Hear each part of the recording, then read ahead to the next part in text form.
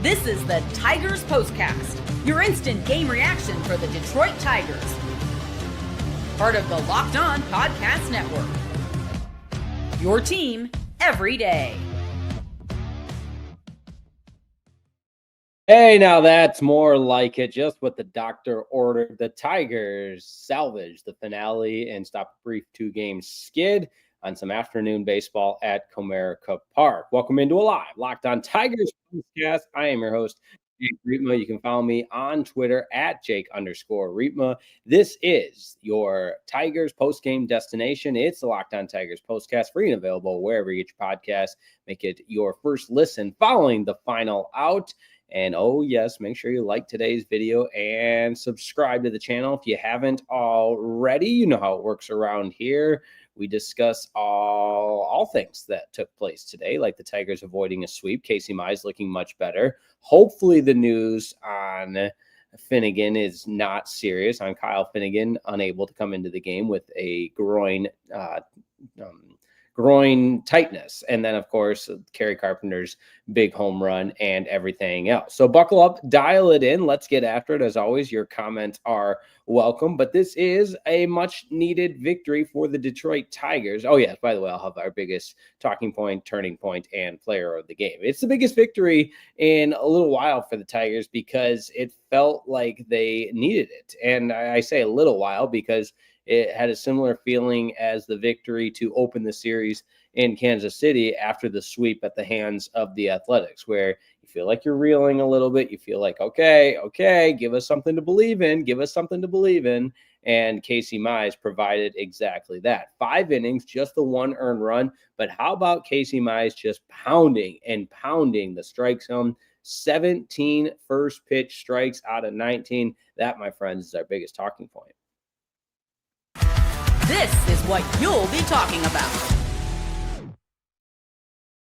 Because the discussion, and it's an ongoing discussion, I admit it doesn't end here today, but the discussion is about who is this second starter that this Tigers team will trot out there in a playoff series.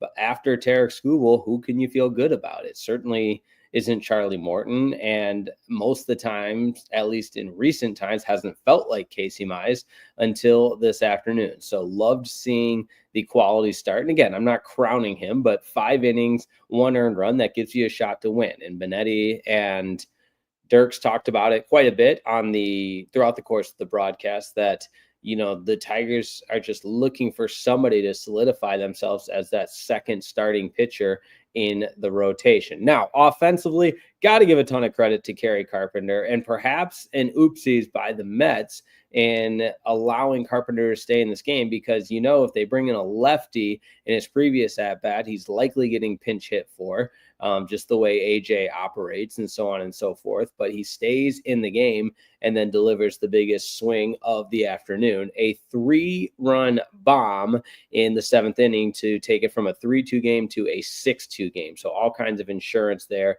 And the other big part, as far as the at-bats go offensively, Riley Greene, and I made note of this, his 2-run single, it was on a left-on-left matchup, stayed with it, ripped it right back up the middle, hard hit ball, and 2 runs come in to score. So credit to Riley Greene and Kerry Carpenter. Those are 2 guys you have to count on, and they came through today. You love them giving the Tigers that extra lift offensively on a day they just had to have. They had to have this game.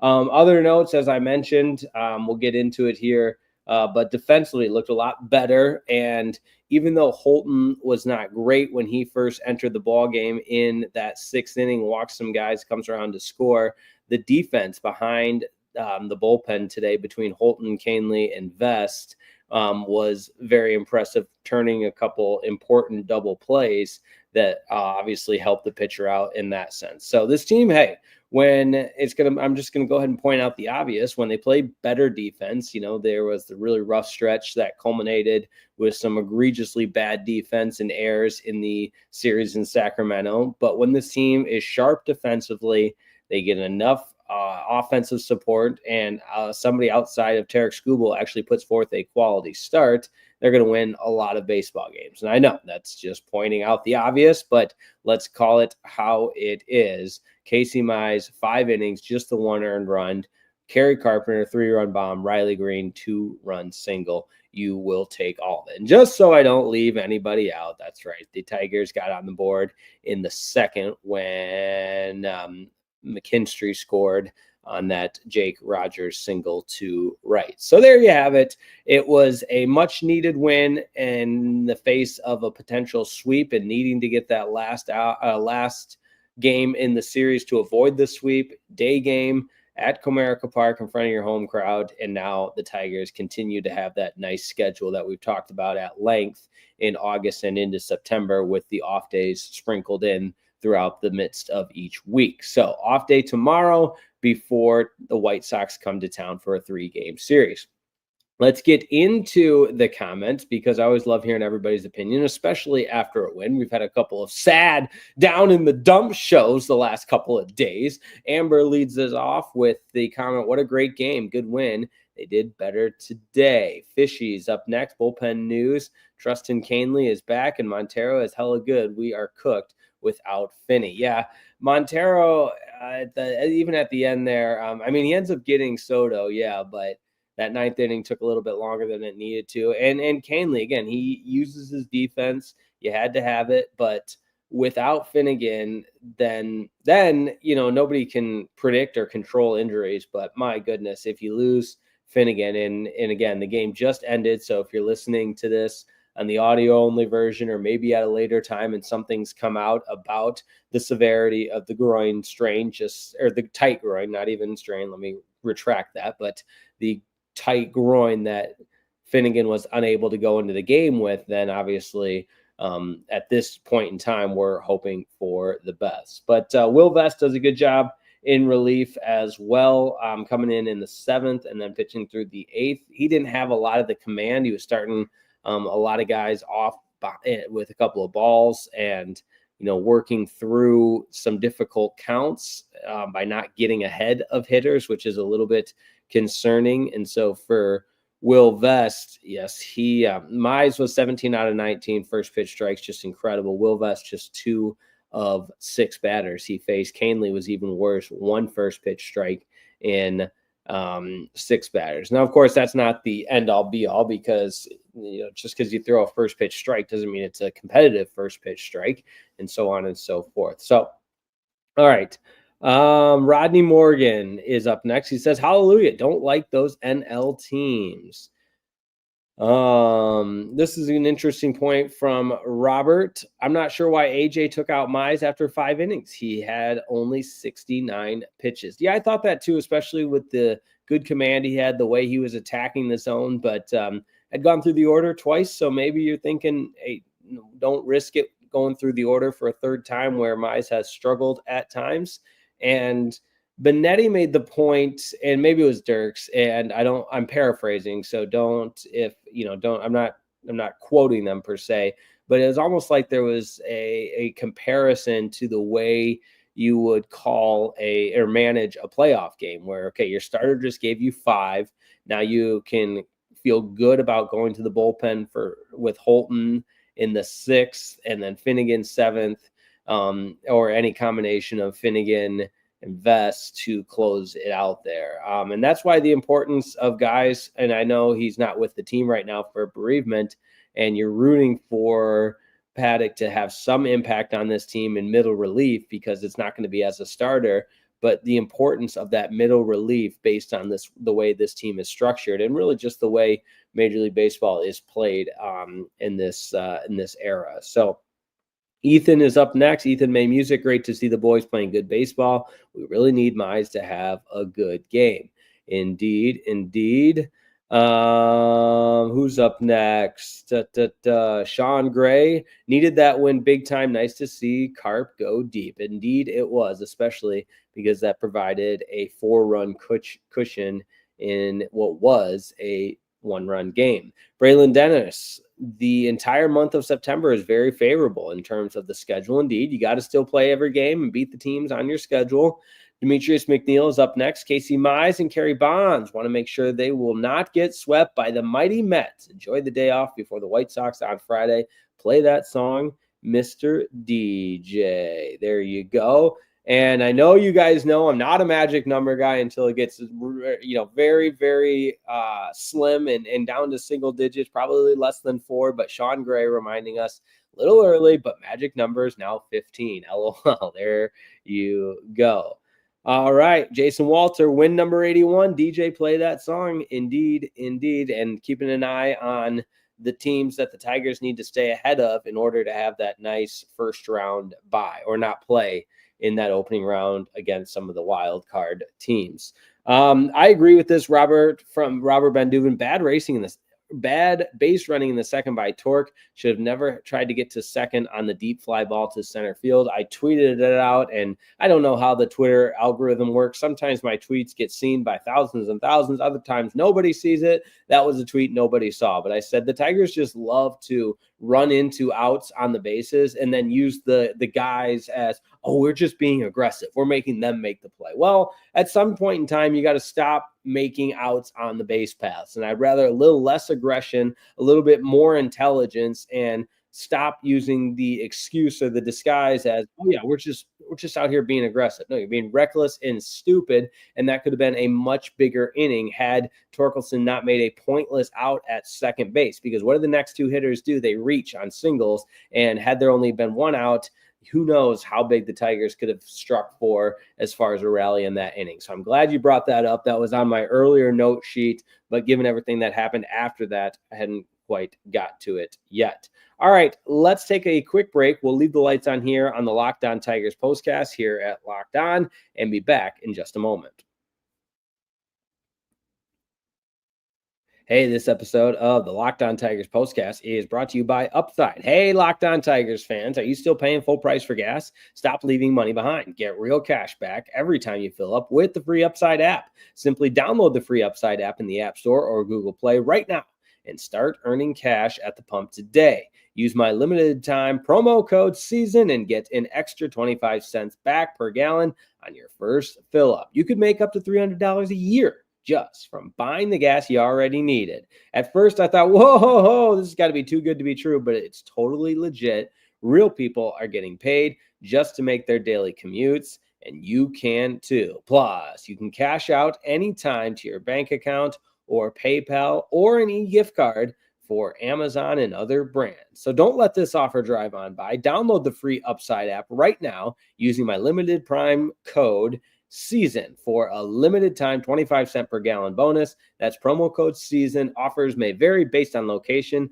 Go to upside.com for terms and conditions. Today's episode of the Locked On Tigers postcast is also brought to you by Game Time. There's nothing quite like catching a baseball game live. The energy, the crowd, the chance to see your team in person, but actually getting tickets, now that can be the tough part. Queues, login screens, surprise fees, it all takes the fun right out of it. That's why I use Game Time, the app that gives the advantage back to fans. Game Time's fast, easy, and backed by the Game Time guarantee. You'll always get 100% authentic tickets delivered on time and at the best price. Plus, all fees are included, so the price you see is the price you pay. And one of my favorite features are the zone deals. You pick the section, Game Time picks the seats, and you save big. What a combination. Download the Game Time app, create an account, and use code LOCKEDONMLB for $20 off your first purchase. Terms apply.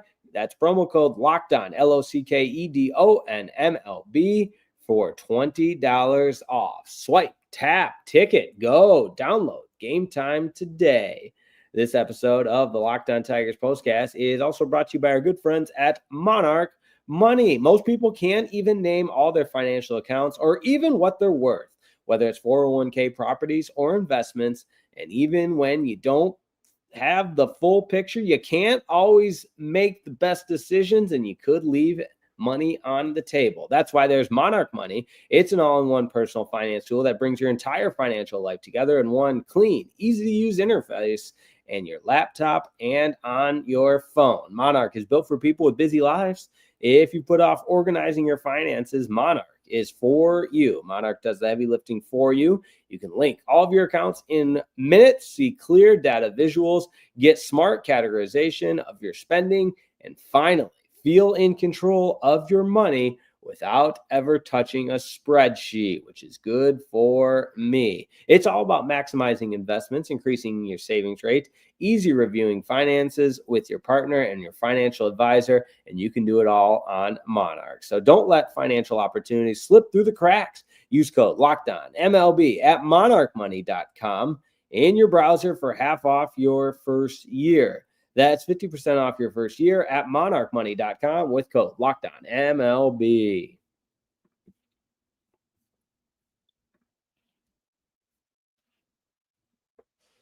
Good Lord. Tigers win over the New York Mets, 6-2 the final. And since we just spent our life reading copy, let's go ahead and get right into our turning point. Time to reveal where the game was won or lost. It's the turning point. Couple of options for a turning point in this one. The Riley Greene 2-run single is certainly at the top of the list, but how about the way the Tigers got there? Because yes, Riley Greene does a great job in extending that at bat, taking what the pitcher gives him, and ultimately putting the Tigers up by 2 runs. But the table setters before that I thought were really important. You get Colt Keith drawing the walk, and then Kerry Carpenter drawing the walk. Both of them were patient in that at bat, especially Kerry Carpenter, who and today's such a perfect example, because I'm not saying he has a tendency to overswing or be too aggressive, but as a big league hitter, sometimes a walk can be so backbreaking for the opposition, and that's what you saw this afternoon. Because then the Mets go to the bullpen, bring in Soto, the lefty, and Riley Greene is able to battle, and hit that 2 RBI single made possible by the 2 walks that extended the inning. So that's where that game turned, of course, in the 5th inning. But it wasn't just the 2-run single from Riley Greene. It was the at-bats beforehand. And then you got to love the insurance added from Kerry Carpenter with that 2-run homer. How about our player of the game? This is the Locked On Player of the Game. This one's tough because I put Kerry Carpenter as the photo on the thumbnail. Casey Mize gets his 13th win of the season, which is really impressive for 5 innings, 5 hits, just the 1 earned run. He struck out 3. So we're going to do a little combo. I know that might make some people upset, but hey, you got the 2 RBI single from Riley Greene, the 3-run homer from Kerry Carpenter, and the 5 innings pitch from Casey Mize. There you have it. A lot of comments to get into. Appreciate everybody chiming on in. And I wish I had an answer for why Casey Mize was pulled early, other than, hey, he's already been through the lineup twice. And AJ Hinch looking at this like a playoff scenario where maybe if it was, that type of intensity of a game, he'd feel better about going to the bullpen for the final 4 outs. And it paid off. I know the Mets scored the first inning. Casey Mize wasn't in the ballgame. A leadoff walk comes around to score. But ultimately, the Tigers bullpen does enough. And the offense provides that nice insurance off the bat of a 3-run homer from Kerry Carpenter. So that's going to do it for me. Day baseball in the books. I always appreciate everybody tuning on in, especially after a victory. Tigers salvaged the finale with a 6-2 win over the New York Mets. Casey Mize gets his 13th win of the season. And hey, this is an exciting time of year because yes, we'll have some more meaningful baseball at Comerica Park. Make sure you join me for some postcasts following the conclusion of those games. But we'll also have a Locked On Lions squad show tomorrow afternoon, 1 o'clock show scheduled. And that will be a fun way to preview the Lions versus Green Bay on the Locked On Lions. Check out the Daily Show with Matt Derry as well. And check out the Daily Locked On Lions show, or Daily Locked On Tigers show with Scott Bentley as well. Locked On Wolverines with Isaiah Hull, Michigan and Oklahoma this weekend. Just so much good stuff all weekend long, and Locked On is your destination for all of it. So thanks so much for tuning in. It's always a pleasure. We appreciate it, and we will see you next time. Not tomorrow unless you join us for the Locked On Lions squad show, but no Tigers action until Friday. White Sox come to town. Looking forward to that. Have a wonderful rest of your afternoon. Tigers get the dub on day baseball at Comerica Park, and I appreciate everybody tuning in. See you next time.